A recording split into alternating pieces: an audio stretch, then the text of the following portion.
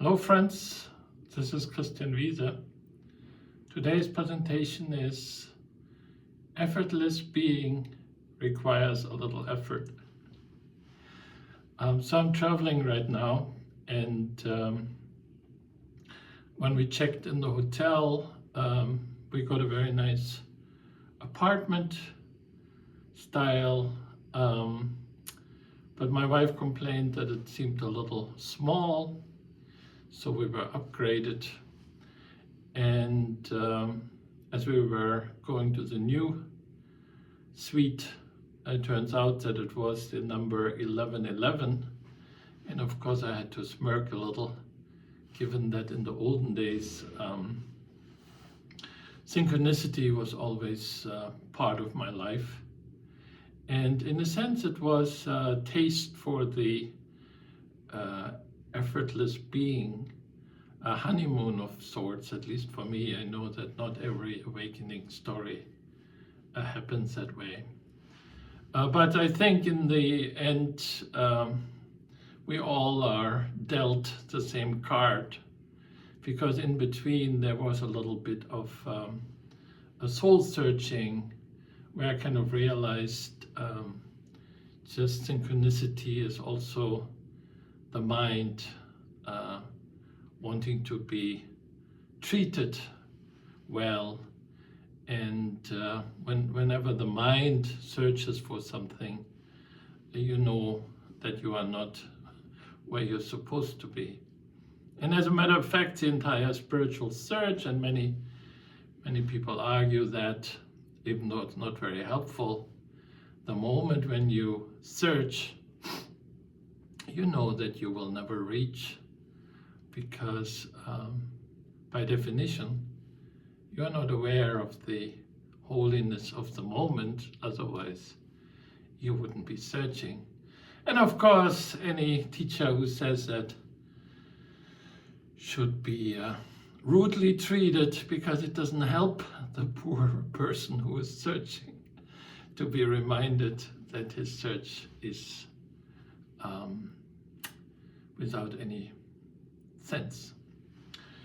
Now, is there something that we actually can do on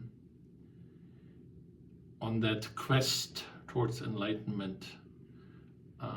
Enlightenment comes when it comes. The way I understand it is it's just that effortless being, where we may still have a nature, but in a sense the energies are just flowing through us, and the nature expresses itself in accordance with the environment, and oneness just exists by being. And as I said, being is effortless. So is there something we can actually do in that period when we feel, well, we know so much, but we also know that there's work to be done, because we go in and out of those magical moments. And sure, there is. I feel very happy that I am promoting the work of Suzanne Leo. Already put out a couple of books, one on her letting go method, which essentially is self-inquiry, where you just inquire into the interference, and you speak to your body, and you listen to your body, and you, in a sense, delve into your own subconscious. The other approach is family energy, where instead of just being driven by the energies of prior generations, we bow to their presence. We invite them to walk with us, and instead of always recycling issues that none of us could solve, we in a sense align the forces to once and for all get our arms around it. So those are very powerful techniques, and they certainly reduce the time spent searching. But in the end, also these are methods. Doc Chen, I'm told, claimed that there are 84,000 passions we have to get our arms around, and these are a lot. So I think we're all a little tired to spend lifetime after lifetime to get our arms around all these passions. So is there actually something smarter, more effortless that we can do? And I think there is. The answer I would give is stillness. We can always return to stillness.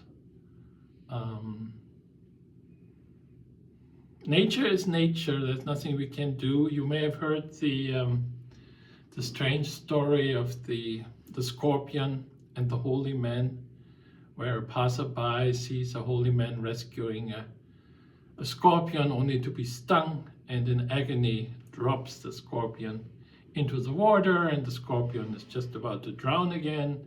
And again he rescues the scorpion and again is stung.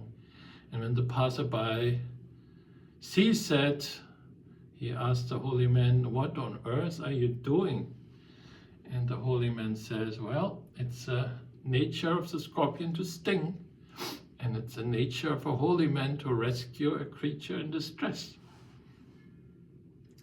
Well, I think here's an opportunity for an insight that perhaps the holiness that the man claims he has is also just an ego trap, and that perhaps, unless the passerby comes up with a brilliant plan to rescue that scorpion, just lets him drown and moves on with his life. But again, nature is nature. We will always have a few quirks that stay with us, and there is only so much letting go and only so much family energy work that we can do. Is there something that we actually can do just respecting our nature and bringing our nature in alignment with oneness? And yeah, I think there is. The observation is really that when we become aware of being unaware, something changes. So that moment when the holy man realizes, my goodness, my story really sounds stupid as I explain my doing to the passerby, that could potentially be an aha moment.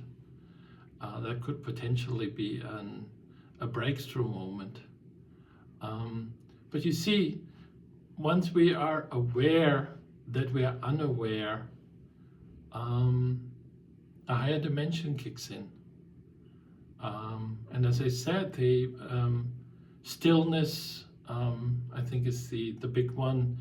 You may have heard me talking about the acronym, that there are other dimensions, such as sensing the energy which is rising the moment when we're connecting, or the love, feeling the heart energy, or just seeing the flow of life and becoming one with it. So there are different dimensions, but the point is, our superpower, if you wish, is always realizing the moment when the obstacle hits. What am I doing here? Let's be still for a moment. Let's connect with that power that we own. So you see, when you search for something, you know that you don't have it, otherwise you wouldn't be searching. But when you realize that you are searching, that's the moment when you own your superpower. That's the moment when you say, oh, the mind is again trying to grab something or trying to escape something. Now, once again, the pain body is speaking that I just call my nature, but I have just in the past not managed to look what is really behind that habit of mine.